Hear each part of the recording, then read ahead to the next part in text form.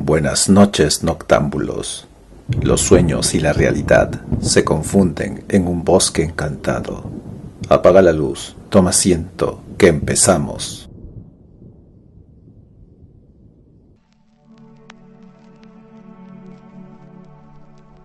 La llave de plata, de Howard Phillips Lovecraft. Cuando Randolph Carter cumplió los 30 años, perdió la llave de la puerta de los sueños. Anteriormente había compaginado la insulsez de la vida cotidiana con excursiones nocturnas a extrañas y antiguas ciudades, situadas más allá del espacio, y a hermosas e increíbles regiones de unas tierras a las que se llega cruzando mares etéreos.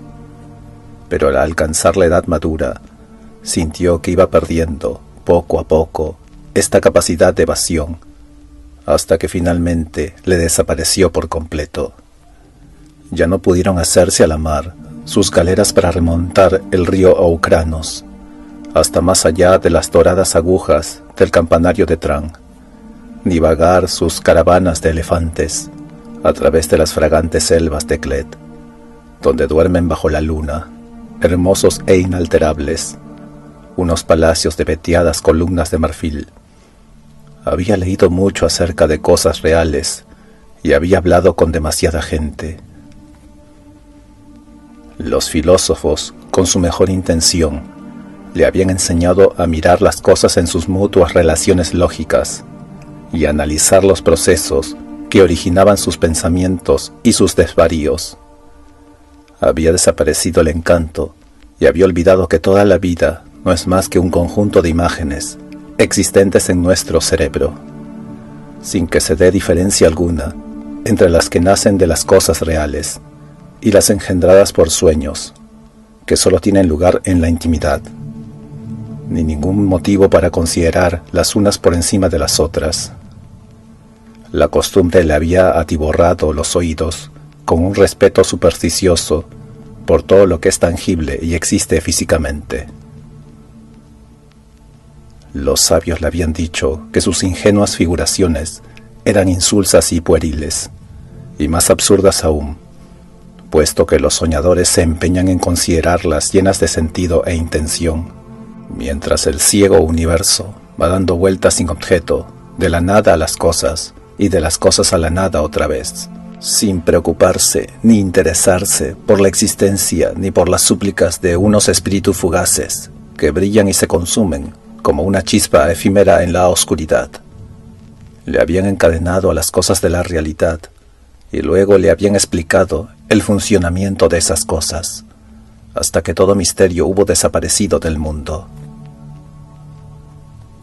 Cuando se lamentó y sintió deseos imperiosos de huir a las regiones crepusculares, donde la magia moldeaba hasta los más pequeños detalles de la vida y convertía sus meras asociaciones mentales en paisaje de asombrosa e inextinguible delicia, le encauzaron en cambio hacia los últimos prodigios de la ciencia, invitándole a descubrir lo maravilloso en los vórtices del átomo y el misterio en las dimensiones del cielo.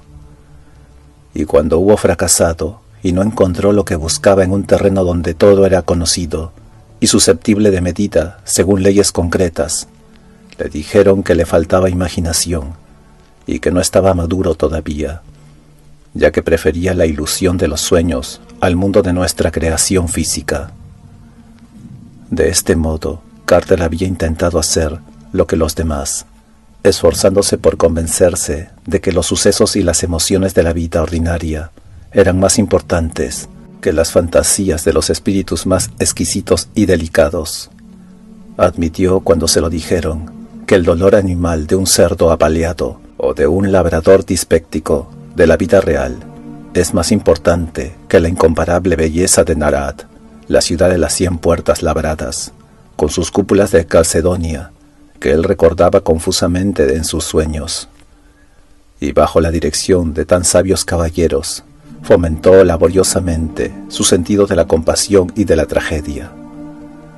De cuando en cuando, no obstante, le resultaba inevitable considerar cuán triviales, veleidosas y carentes de sentido eran todas las aspiraciones humanas, y cuán contradictoriamente contrastaban los impulsos de nuestra vida real con los pomposos ideales que aquellos dignos señores proclamaban defender.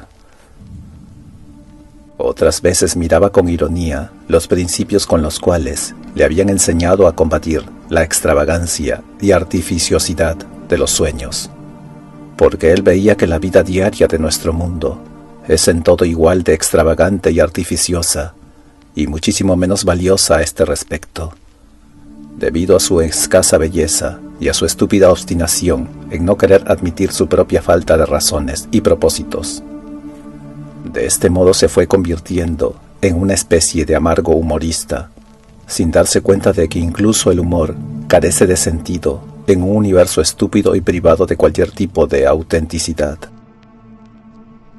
En los primeros días de esta servidumbre, se refugió en la fe mansa y santurrona que sus padres le habían inculcado con ingenua confianza, ya que le pareció que de ella nacían místicos senderos que le ofrecían alguna posibilidad de evadirse de esta vida.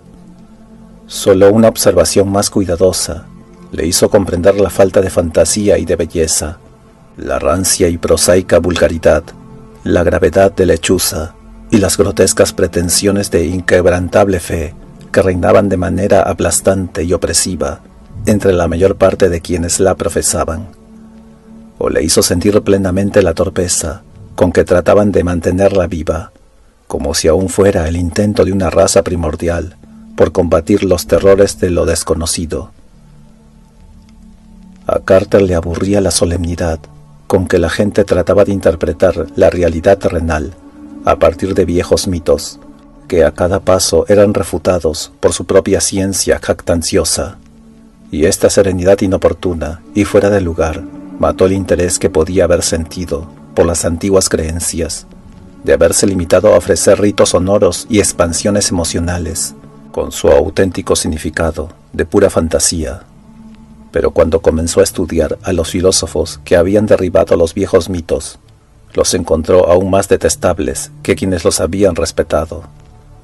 No sabían esos filósofos que la belleza estriba en la armonía y que el encanto de la vida no obedece a regla alguna en este cosmos sin objeto, sino únicamente a su consonancia con los sueños y los sentimientos que han modelado ciegamente nuestras pequeñas esferas a partir del caos.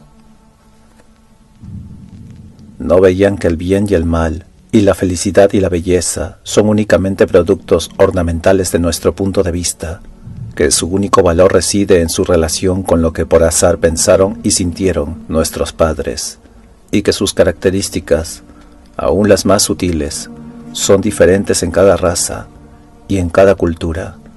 En cambio, negaban todas estas cosas rotundamente, o las explicaban mediante los instintos vagos y primitivos que todos compartimos con las bestias y los patanes.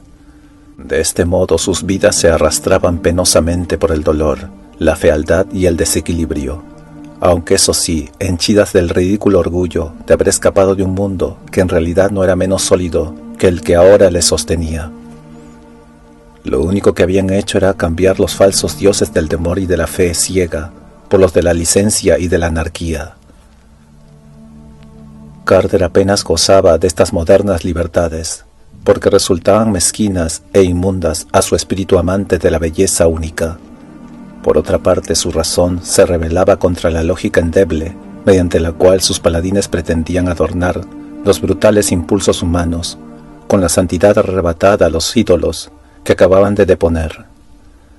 Veía que la mayor parte de la gente, como el mismo clero desacreditado, seguía sin poder sustraerse a la ilusión de que la vida tiene un sentido distinto del que los hombres le atribuyen, ni establecer una diferencia entre las nociones de ética y belleza, aun cuando, según sus descubrimientos científicos, toda la naturaleza proclama a los cuatro vientos su irracionalidad y su impersonal amoralidad.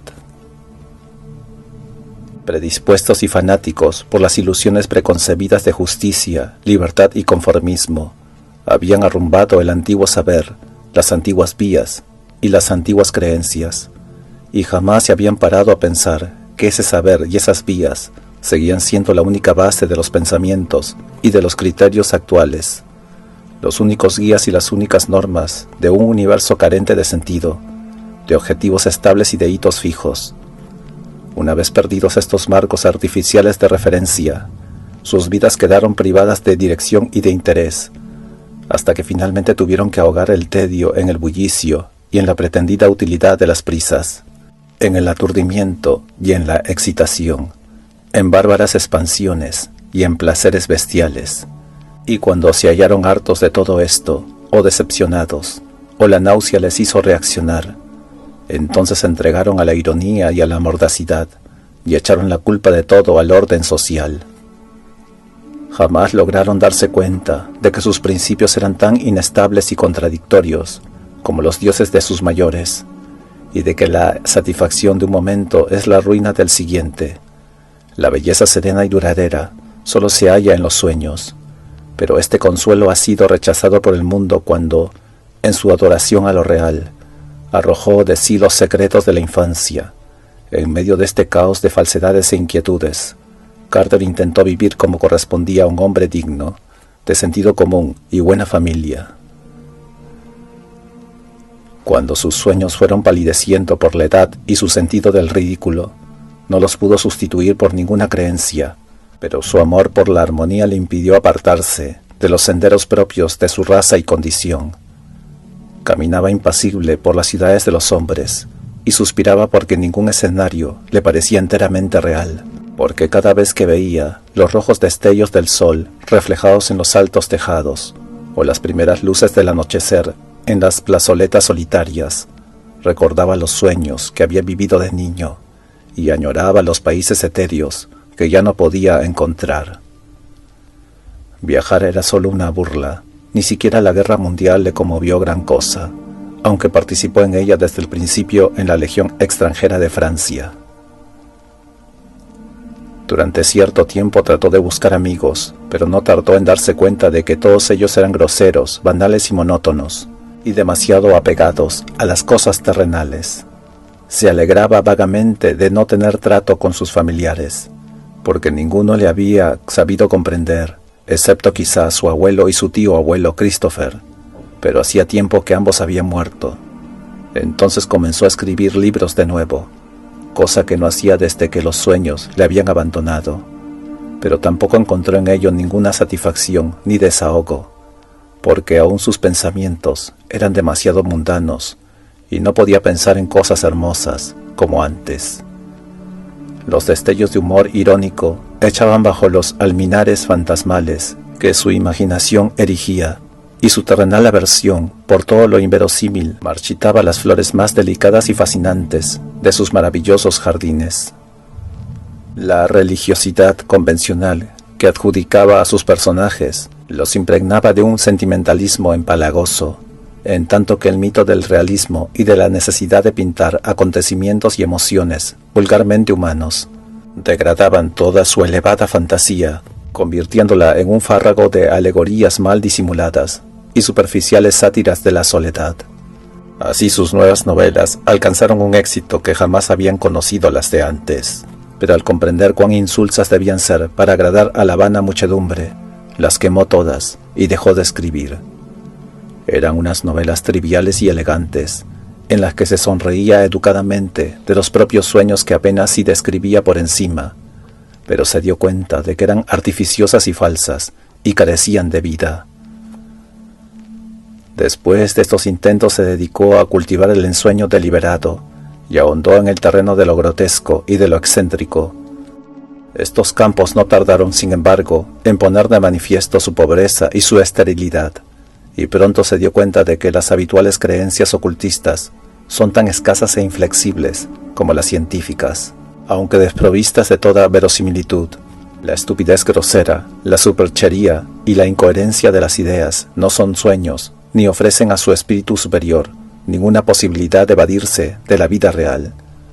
Así pues, Carter compró libros aún más extraños y buscó escritores más profundos y terribles, de fantástica erudición.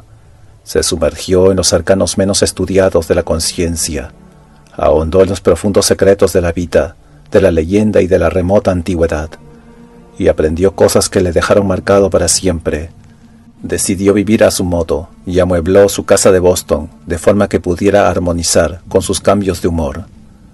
Consagró una habitación a cada uno de ellos y las pintó con los colores adecuados, disponiendo en ellas los libros convenientes y dotándolas de objetos y aparatos que le proporcionasen las sensaciones requeridas en cuanto a luz, calor, sonidos, sabores y aromas.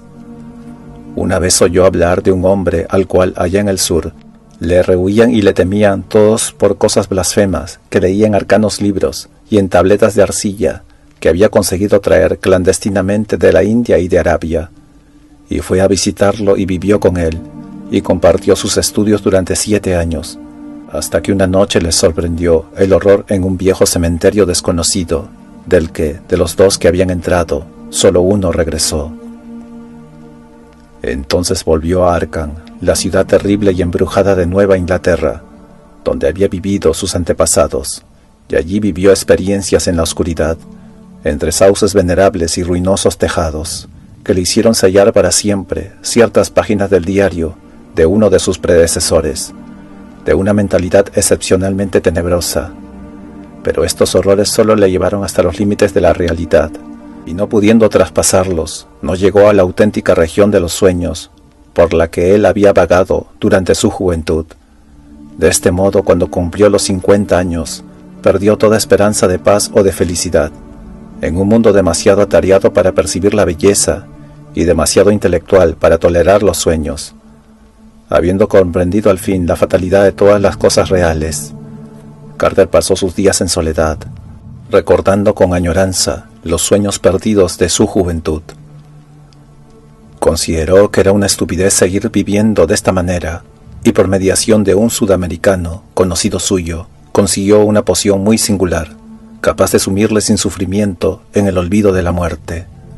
La desidia y la fuerza de la costumbre, no obstante, le hicieron aplazar esta decisión, y siguió languideciendo sin resolver a poner fin a su vida, y vagando por el mundo de sus recuerdos, quitó las extrañas colgaduras de las paredes, y volvió a arreglar la casa como en sus primeros años de juventud.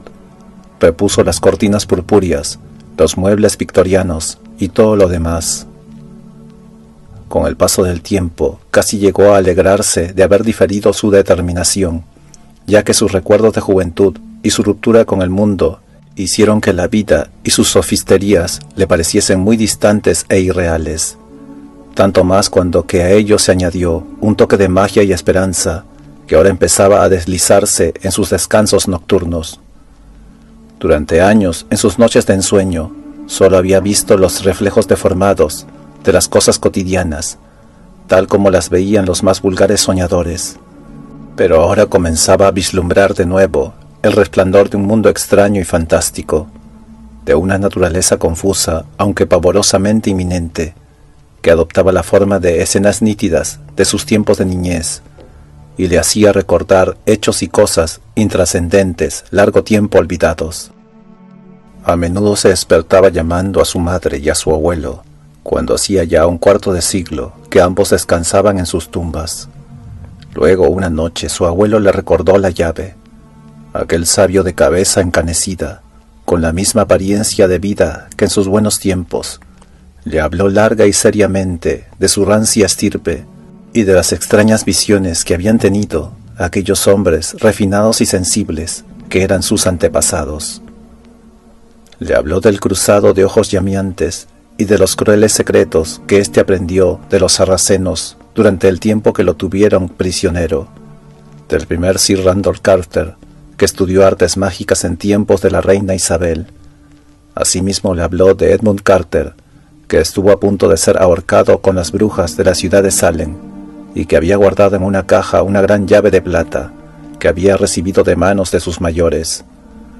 Antes que Carter despertara, su etéreo visitante le dijo dónde encontraría la caja, y que se trataba de un cofrecillo de prodigiosa antigüedad, cuya tosca tapa, tallada en madera de roble, no había abierto mano alguna desde hacía 200 años.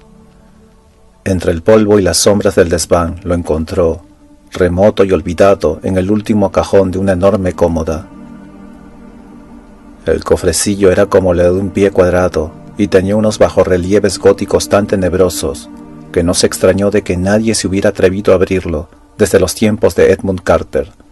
No sonó nada dentro al sacudirlo, pero despidió místicos perfumes de especias olvidadas. Lo de que contenía una llave no era, sin duda alguna, más que una oscura leyenda. Ni siquiera el padre de Randolph Carter había sabido nunca que existiese tal cofrecillo. Estaba reforzado con tiras de hierro herrumbroso y no parecía haber medio alguno de abrir su imponente cerradura. Carter tenía el vago presentimiento de que dentro encontraría la llave de la perdida puerta de los sueños, pero su abuelo no le había dicho una sola palabra de cómo y dónde usarla. Un viejo criado suyo forzó la tapa esculpida, y al hacerlo, las horribles caras le miraron desde la madera ennegrecida. En el interior un pergamino descolorido envolvía una enorme llave de plata deslustrada, labrada con misteriosos arabescos, pero no había allí explicación legible de ninguna clase. El pergamino era voluminoso y estaba cubierto de extraños jeroglíficos, pertenecientes a una lengua desconocida, trazados con un antiguo junco. Carter reconoció en ellos los mismos caracteres que había visto en cierto rollo de papiro que perteneciera al terrible sabio del sur, el que desapareció una noche en determinado cementerio de remota antigüedad. Aquel hombre se estremecía siempre que consultaba el rollo, y Carter tembló ahora también, pero limpió la llave y la conservó esa noche a su lado, metida en su aromático estuche de roble viejo. Entretanto sus sueños se fueron haciendo más vívidos, y aunque en ellos no aparecía ninguna de aquellas extrañas ciudades, ni los increíbles jardines de sus viejos tiempos, fueron adquiriendo un significado definido, cuya finalidad no dejaba lugar a dudas. Era llamado en sueños desde un pasado remoto, y se sentía arrastrado por las voluntades unidas de todos sus antepasados, hacia alguna fuente oculta y ancestral. Y entonces comprendió que debía penetrar en el pasado y confundirse con las viejas cosas, y día tras día pensó en las colinas del norte, donde se hallan la encantada ciudad de Arkham y el impetuoso Miskatonic, y la rústica y solitaria morada de su familia. Bajo la lívida luz del otoño, Carter emprendió el viejo camino a través de un mágico panorama de colinas onduladas y de prados cercados de piedra, y atravesó el valle lejano de laderas cubiertas de bosque, y recorrió la serpiente carretera, pasó junto a las abrigadas granjas, y bordeó los meandros cristalinos del Miskatonic, cruzando aquí y allá por rústicos puentecillos de madera o de piedra. En una de sus curvas vio el grupo de olmos gigantescos, donde había desaparecido misteriosamente uno de sus antepasados, hacía 150 años, y se estremeció al sentir el viento que soplaba de modo significativo entre sus troncos. Luego apareció la casa solitaria y ruinosa del viejo Goddy Fowler, el brujo, con sus ventanucos endemoniados y su gran tejado que descendía casi hasta el suelo por la parte de atrás.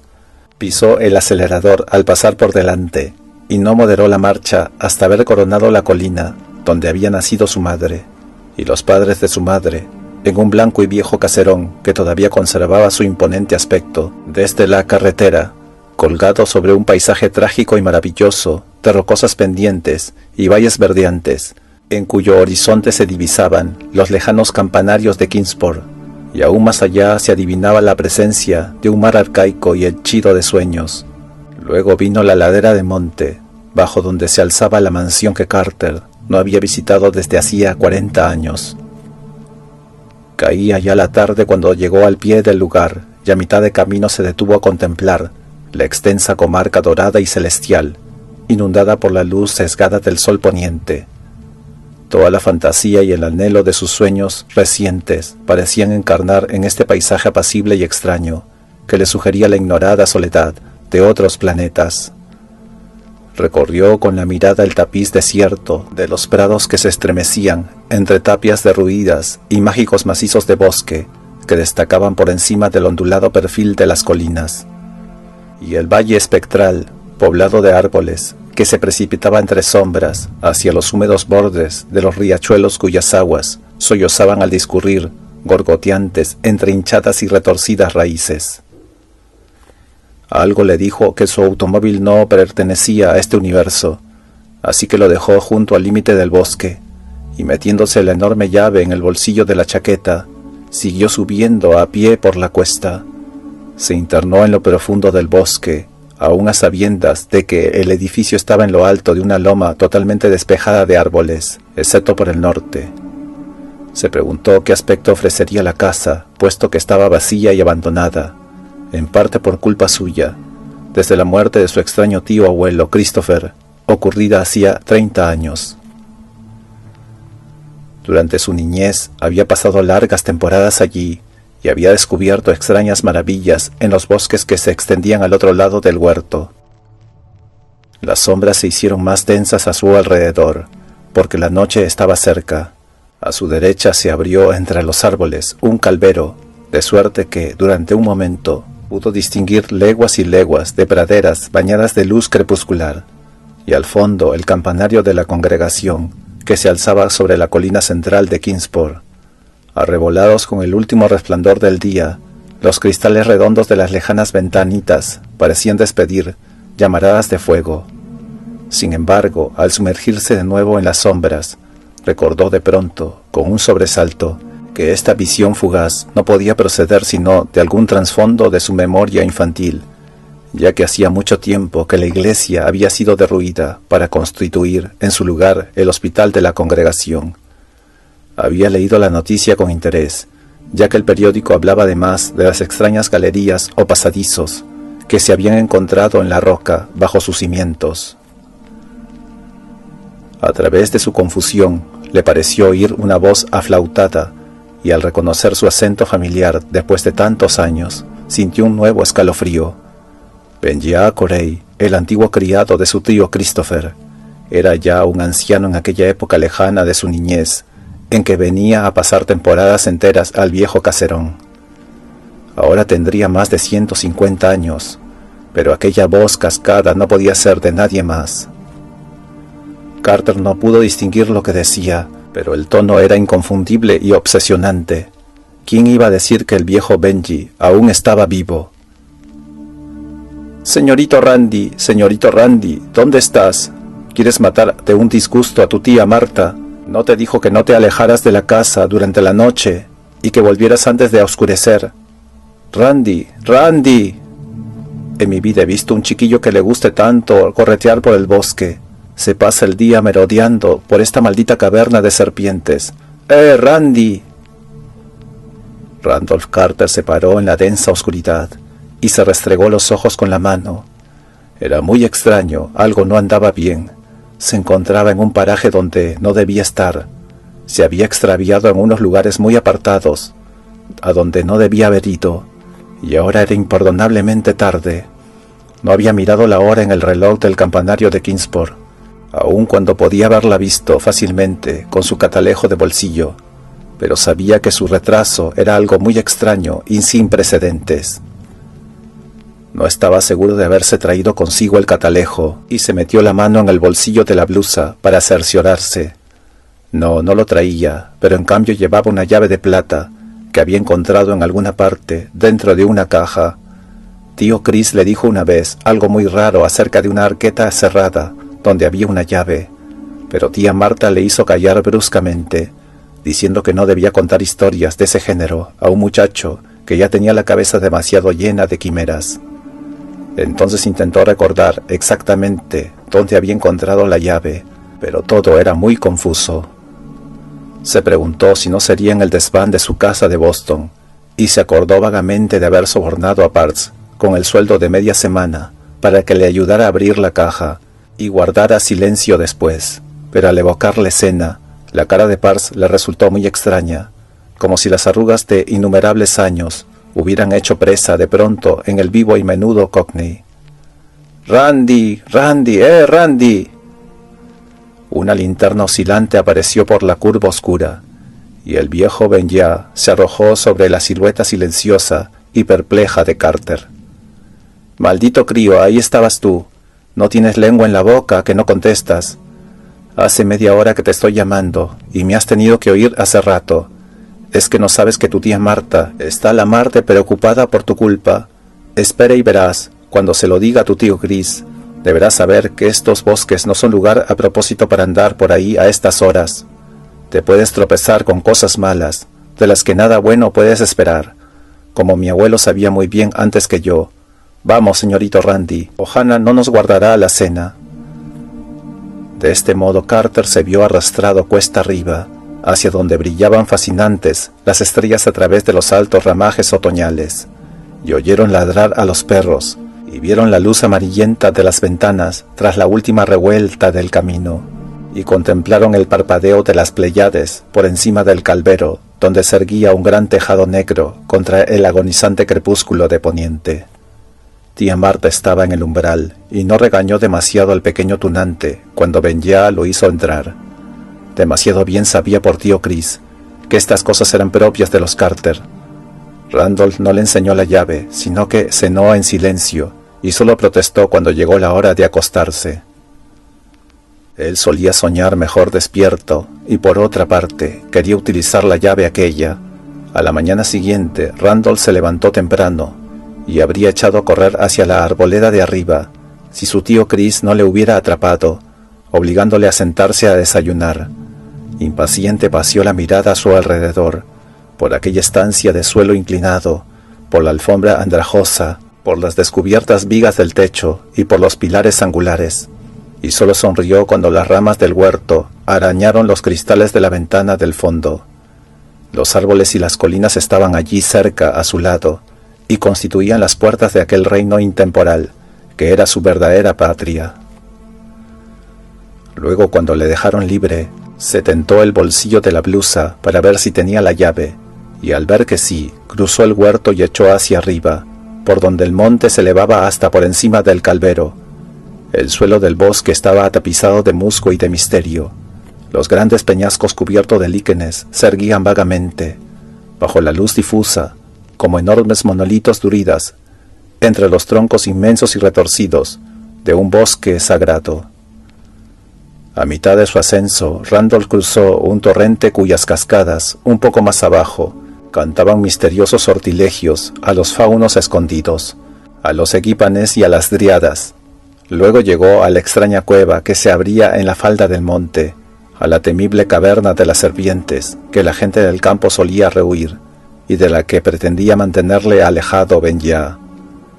La cueva era profunda, más profunda de lo que cualquiera habría sospechado, porque Randolph había descubierto una hendidura en el rincón más profundo y oscuro, que daba acceso a otra gruta más grande aún, a un espacio secreto y sepulcral, cuyas graníticas paredes daban la impresión de haber sido trabajadas por un ser inteligente. Esta vez entró reptando, como en las demás ocasiones, y alumbrándose con las cerillas que había cogido del cuarto de estar, se deslizó por la grieta del final, con una ansiedad inexplicable para sí mismo. No sabía por qué razón se aproximó a la pared del fondo con tanta resolución, ni por qué sacó instintivamente la gran llave de plata, pero siguió adelante, y cuando aquella noche regresó excitado a casa, no dio ninguna explicación por su tardanza, ni prestó la más mínima atención a la regañina que se ganó por haber ignorado totalmente la llamada de cuerno que anunciaba la comida del mediodía. Hoy coinciden todos los parientes lejanos de Randolph Carter en que cuando esta vez tenía 10 años, ocurrió algo que despertó su imaginación. Su primo Ernest B. Aspinwall, de Chicago, es 10 veces mayor que él, y recuerda muy bien el cambio operado en el muchacho después del otoño de 1883. Randolph había contemplado paisajes fantásticos, como nadie los ha contemplado en la vida. Pero más extraños aún eran algunos de los poderes que mostró en relación con cosas muy reales. Parecía en suma haber adquirido el don singular de la profecía, y a veces reaccionaba de un modo extraño ante cosas que, pese a carecer totalmente de importancia en aquel momento, justificaban más tarde sus singulares actitudes. En el curso de los decenios subsiguientes, a medida que se inscribían nuevos inventos, nuevos nombres y nuevos acontecimientos en el libro de la historia, la gente podía recordar sorprendida cómo Carter se había referido años antes a cosas que de algún modo, pero inequívocamente, se relacionaban con ellos. Él mismo no comprendía sus propias palabras, ni sabía por qué ciertas cosas le producían determinada emoción, aunque suponía que ello era debido seguramente a algún sueño que a la sazón no lograba recordar. A principios de 1897, cuando cierto viajero mencionó el pueblo francés de Beloeil-en-Saint-Terre, se puso pálido, y sus amigos lo recordaron después, porque en 1916, durante la Guerra Mundial, recibió en ese pueblo una herida que estuvo a punto de costarle la vida. Los parientes de Carter hablan a menudo de todo esto, porque él ha desaparecido recientemente.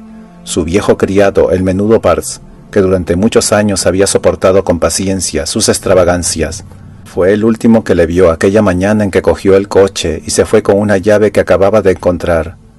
Parks le había ayudado a sacar la llave del antiguo cofrecillo que la contenía, y se sentía singularmente impresionado que adornaban dicha arqueta, y por alguna otra causa que no le era posible referir.